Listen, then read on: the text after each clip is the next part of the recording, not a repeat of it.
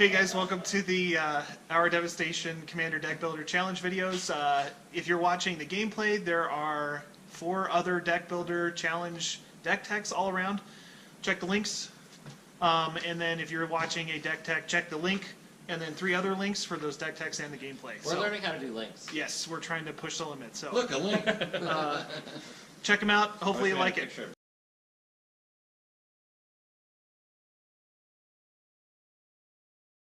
Hi guys, this is Steve for CollectorMania. Just doing a quick video on my deck tech for the Hour of Devastation Commander Challenge. So as you'll see, this deck is built around the Scorpion God. This is the god that I chose, and when they were all released. It's very focused around -1/-1 counters, of course. His ability triggers off that. So every time a creature dies with a -1/-1 counter on it, you actually draw a card.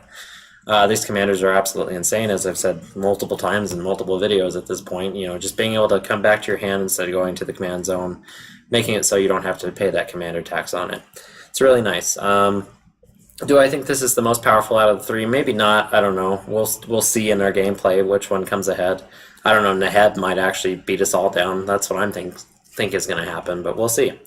So anyway, we'll dive into it here real quick. We'll start with the creatures. First up, kind of my highlights is Carnifex Demon. I use this card actually in my Hepatra deck, which is actually where it came from, right into this deck. It's kind of crazy. Enters the battlefield 2 -1/-1 counters. Then you can pay 1, remove a -1/-1 counter from the demon, and put it on each other creature. Now that's a lot of creatures, so this can get pretty wacky. Imagine after this somebody board wipes, then you're just drawing a mess of cards. So really cool card. 6/6 flyers, nothing to be shy of either. After that, we've got a Chainbreaker. I put this guy in here mainly because he can pay 3 tap and then remove -1/-1 counter from a creature. So say you kind of overdo it on one of your own creatures and put too many -1 counters on it and you're afraid of it dying. Now you can kind of like lessen that pain a little bit too. He does come into play with 2 -1/-1 counters on it, so if he does die for some whatever reason and your commander's out, you do get to draw a card. So 2-cost artifact, not bad at all. And then we've got Corrosive Mentor. I love this card in Hepatra. I got to play it a few times, and it really it's a game changer, especially with something like the Scorpion God. It gives him that wither effect that you're looking for. So now all of a sudden you've got a giant monster with wither instead of just a bunch of little derpy guys. So really, really cool card. I'll be looking for this guy for sure. Then we've got Dusk Urchins. He's mainly there just to die. He does it essentially himself by putting -1/-1 counters on himself. And then he also draws you an additional card because of his own ability, so really good little guy that draws you 2 cards. And then we're moving into the more dirty side of my deck. I kind of put a little bit of I guess an emphasis on Infect here, which is something I've never actually done, so we'll see how this goes. I'm pretty sure all my opponents will hate me if it actually works. So, so first up is Fallen Pharaohmancer. This guy looks really, really cool. I mean, he's a 5-cost human shaman that has Infect, of course. He has an activated ability of pay 2, tap, and he deals 1 damage to target creature or player. Keep in mind he has Infect.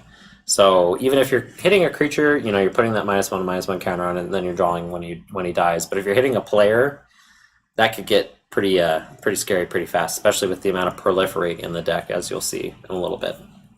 After that, we've got a Fang Skullkin, just a really interesting scarecrow. I know Eric likes those guys, so I threw a bunch of them in here just to make him giggle, I guess. You can pay 2, target black creature gains wither until end of turn. So it's kind of like a dumbed down version of the Corrosive Mentor. It works for what it needs to do. And then we've got a Fury Stoked Giant. This guy's just really fun, once again with wither, but mainly with Infect, because then you can just tap all your creatures and just kill people and yeah, end the game. So really cool card.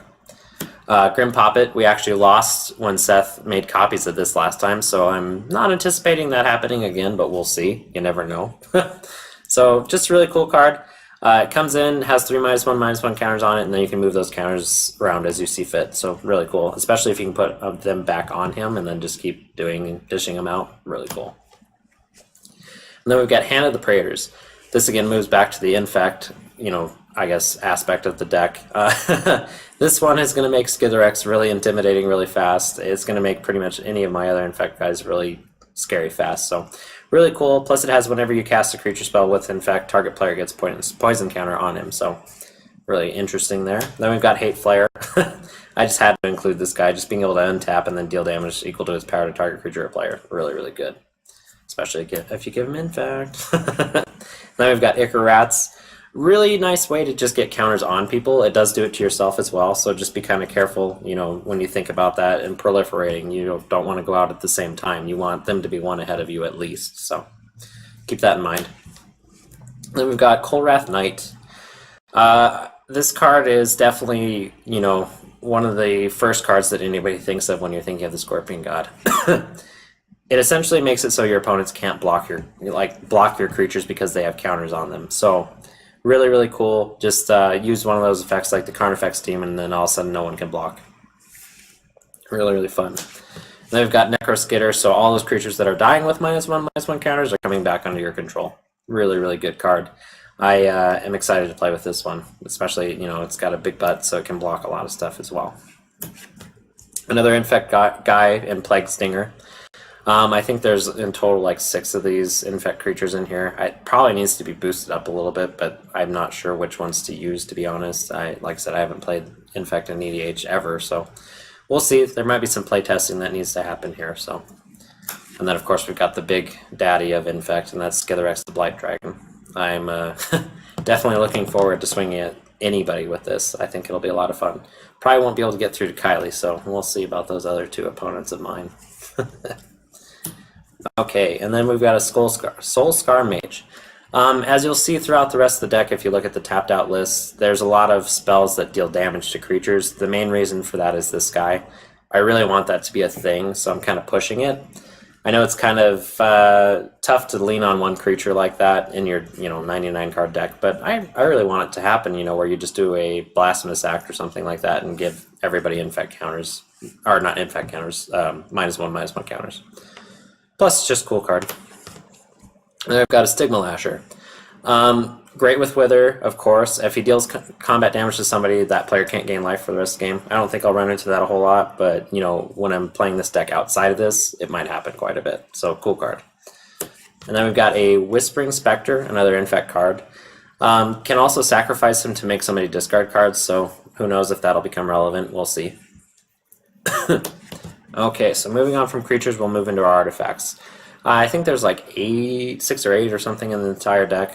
2 of the main ones are Contagion Clasp, of course, for that Proliferate, and then Contagion Engine. They both do very similar things, of course, Contagion Engine being the really big one, especially, on the -1/-1 counters on creatures front. You just put this down, and then all of a sudden all of one person's creatures get -1/-1. That's going to be really, really cool if it hits Kiley and he has 20 bugs out, but it's going to be really, really bad if it hits Kiley and he has 60 bugs out, because I might draw myself out. There's always the danger of that. Because of that, there is no Reliquary Tower, there is no really I'm going to keep my hand kind of stuff. I actually threw a Kozilek in here just to be able to discard and reshuffle my library, so hopefully that helps. That was my one big concern, is actually drawing myself out, just because of what I may be doing. From artifacts, we'll get into enchantments here. We've got Everlasting Torment, of course. You can't not include this card in this deck. Players can't gain life. Damage can't be prevented. All damage is dealt as though its source had Wither. It basically reads as this card needs to be just on the battlefield with your Scorpion God. I wish there was a partner enchantment thing or something. So anyway, on from that, we've got another key card that comes right up in your mind when you think about this type of deck, is Blowfly Infestation. So whenever a creature is put into the graveyard from play, if it had a -1/-1 counter, put a -1/-1 counter on target creature. So you're basically just moving the -1/-1 counter from the creature that just died to something else. So really effective, just really cool enchantment. Okay, after that we've got our instant speed spells. Grim Affliction was one of the first ones I thought of. Put a -1/-1 counter on target creature, then Proliferate. That pretty much says it all right there. Proliferate, Proliferate. We really like that ability. And then there's a little bit of recursion and Grim Return. I figured instant speed kind of recursion is where we want to be. If something just dies on somebody else's turn, we can just snatch it back. So just a fun little spell. And then we've got Puncture Blast, just a way to do -1/-1 counters in the form of damage. Kind of interesting, actually. I've never seen, there's not a whole lot of instances of sorceries that say this has this ability like Infect or Wither or anything like that. So just an interesting spell, really. Then we've got Volt Charge, which is not exactly the same, but it does do the proliferate thing that we're looking for, and it does work with the Soul Scar Mage. So really interesting spell. It's got really funky artwork. It looks like, I don't know, some kind of weird elemental with an afro. I'm not really sure what's going on here, so really interesting though.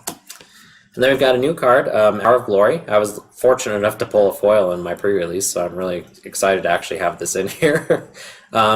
Just an interesting spell that exiles one of your other opponent's, gods, because, I'm playing against two of them, so I should probably have a way to put them back in the command zone. So just a fun card.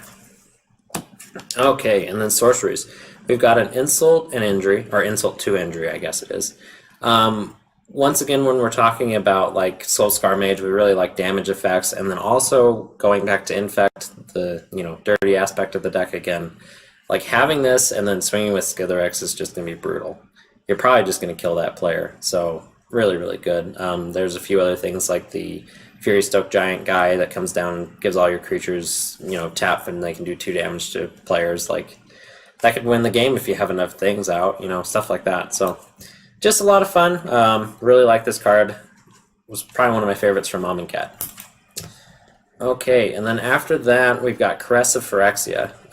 This is kind of a dangerous spell because most of the time you're going to be tempted to play it on yourself just because of the draw 3 cards, but I put it in here as I want you out of this game. You've already got 7 infect counters on you. I'm just going to finish you off. So really interesting card. I usually play it in my mono black decks as just a draw effect because not a lot of people play infect in Commander. But you do have to be a little bit careful with this because it will, get you killed pretty quick if they are proliferating or anything like that. Okay, so on from that, we've got one land that I wanted to feature, and that's Canyon Slough. I think I'm saying that right. It is basically in here, first of all, because it's Swamp Mountain, so I can search it up with fetch lands, which I don't think there are any in the deck, but when I put them in here, I'll be able to find it. Mainly it's in here for Archfiend of Ifnir. I didn't want to throw that in the features because I featured it in Hepatra, but I think that card in this deck is really, really effective. And there's a lot of cycling stuff in here because of that card. Just like Soul Scar Mage, I wanted to kind of build around that card as well. So it's definitely going to be fun. It worked really, really well when I had it in the Hepatra gameplay for, the couple seconds that I did. So, but anyway, back to these lands. I really like the ability to be able to cycle it, throw in your graveyard, draw a card. I just love that, it's got that versatility. Like turn 1 just playing this tapped is not a bad thing. Any turn really playing this tapped is not that bad. So anyway, with that is the deck. I hope you guys watch the gameplay and enjoy it, and let us know once again, what we're doing right, what we're doing wrong, and like, favorite, and subscribe, and we'll see you next time. Thanks, guys.